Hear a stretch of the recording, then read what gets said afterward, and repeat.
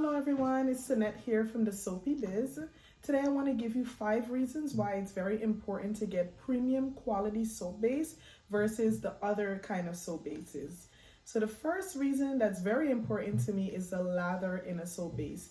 A premium quality soap base is going to have a rich lather. You won't need a lot of soap when you're using it.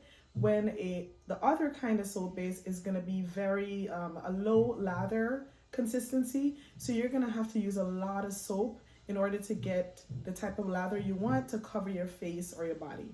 The second reason you should get a premium quality soap base is because a premium quality soap base is going to last much longer, and this is related to the lather.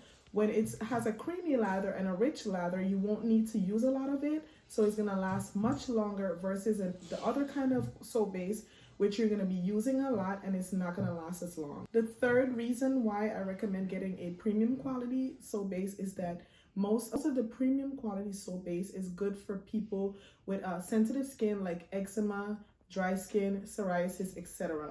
So you want to make sure that you get a soap base that won't irritate your skin. That goes into the fourth reason of why you should get a premium quality soap base is because you're going to have less irritation on your skin. Some of the other kinds of soap bases has a lot of chemicals and irritants inside of it that's going to irritate your skin and possibly cause breakouts and bumps on your skin. And the final reason why you should get a premium quality soap base is because of the moisture retention. A premium quality soap base is going to leave your skin feeling soft and smooth, versus the other kind of soap base is going to leave your skin dry and cracked, and then you're going to feel like you need to put on a moisturizer, versus a premium quality where you have that option. If you want to put on a moisturizer, you can. If you don't want to, you don't have to. Thank you for watching. Please make sure you follow the Soapy Biz for more soap making tips and tricks.